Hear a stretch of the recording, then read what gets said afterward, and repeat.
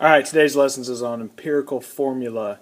What an empirical formula is, it's the lowest whole number ratio. So I've written an example, which you can see, is CH2O. Now CH2O, I can't get any smaller for this particular type of a compound. This particular type of compound is known as a carbohydrate. C for the carbo, and then you have H2O for water hydrate, so that's where we get that from. Now it's not just necessarily water that's coming off of it. You have alcohols, you have esters. There's all sorts of things that you can have with that. But when it comes out, it looks like it's water, so that's what we'll call it. Alright, so empirical formula is what we're going to be dealing with today. But we're going to show you where we're going to be going, which is molecular formula. And that's going to be the actual combination of elements. So an example there would be C6H12O6. Again, most of the time we talk about that as being glucose. But if I had the lowest whole number ratio there for glucose, it would end up being CH2O, or its empirical formula. So let's go and work a problem now. Alright, what we have here is we have experimental samples. We've experimentally determined that this is how much we have of each individual element here. So I have 0.0134 grams of iron, 0.00769 grams of sulfur, and 0.0115 grams of oxygen.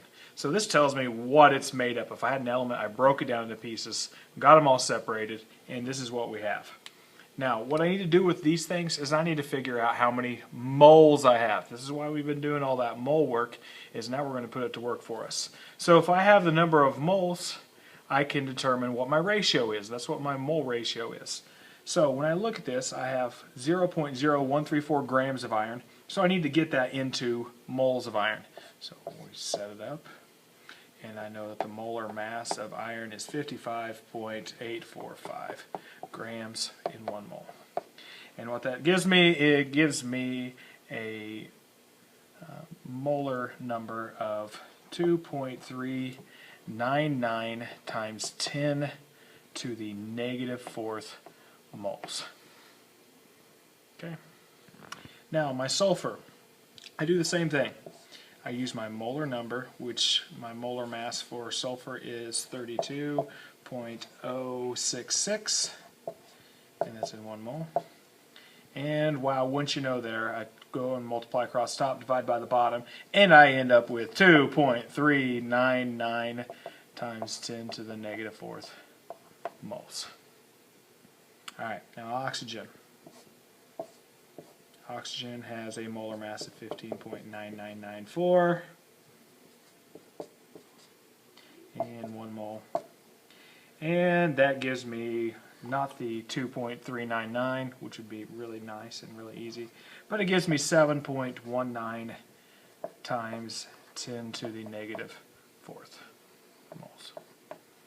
Okay, now if I wanted to write a formula, I could kind of do that because these are mole ratios here, and I could say Fe 2.399 times 10 to the negative 4th, and sulfur 2.399 times 10 to the negative 4th, and oxygen 7.19 times 10 to the negative 4th, because that's my ratio. But these numbers right here need to be whole numbers. So let's get them into being whole numbers, and this is how we're going to do it. What I want to do is I want to find the smallest number I have up here. And the smallest number I have is the 2.399 times 10 to the negative 4th. We're going to set it equal to 1. And how I set it equal to 1 is I just simply divide by itself. And it gives me a number of 1. Okay, now that I've divided it by 1, or itself, sorry, I have to divide everything else by the same number.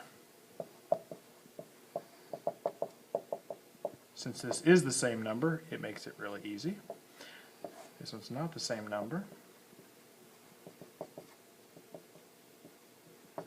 But when I put that in the calculator, it gives me 3. So my ratio is, for every 1 iron, there is 1 sulfur and 3 oxygens. So when I write this, I don't need to write the ones. I end up with an empirical formula of FeSO3, and we are done with that particular problem. Okay, I want to show you one more thing before we move on for the evening. So let's go. All right, in this one, we've gone ahead and set it up, and I've kind of skipped the whole step of figuring out my number of moles that I found, and I've just gone straight to the moles. So I have 8.12 moles of carbon, 4.84 moles of hydrogen, 3.25 moles of oxygen, and 3.25 moles of nitrogen. So we just skipped the step. It's nothing weird here. We're just beyond the grams. We're already into moles. Okay, I'm going to do the same thing as what I did before. I'm going to set them all equal to, or set the lowest one equal to 1. So 3.25 is my lowest number, so I divide them all by 3.25. Sorry if it gets a little jammed up in there. Alright, so when I divide them all by 3.25, here are the numbers that I end up with. I end up with 2.50 moles of carbon. I end up with 1.48 for hydrogen. I end up with 1 for oxygen and 1 for nitrogen.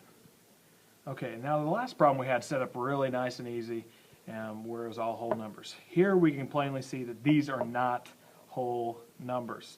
So we need to fix that. Now it's not too bad with this problem because we're set up with a half. And in order to make a half a whole, all I need to do is multiply by 2. So we need to think about other combinations we might see. If we end up with like a 0.33, we need to multiply by 3 because it's a third. If we end up with a 0.2, we need to multiply by 5 because that's our, it's a fifth. There's certain things that we're going to see. You're going to see a ton of these problems, so by the time we're done with these, it ought to be second nature to you.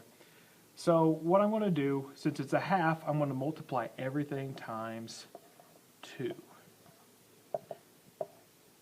So when I multiply them by 2, my 2.5 becomes 5. My 1.48 becomes 2.96, which is close enough for us to equal 3. Our oxygen equals 2, and our nitrogen equals 2.